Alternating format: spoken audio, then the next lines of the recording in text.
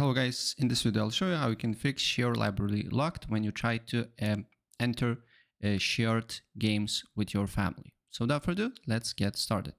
So basically it's quite simple. If you're getting this error here, this means that the person who bought the game is in game and you cannot enter. But the good news, the person that has bought the game and you who basically sharing the game from the shared library, you can both enter the game. So what you need to do here, the friend that particular person who bought the game needs to join the game second. So basically account that is enjoying the shared thing, they need to join the game first, and then after the person who is enjoying the sharing join that particular game, then the game owner needs to join the game, and then you can both play. And that's the trick. So if I help you out, please press like.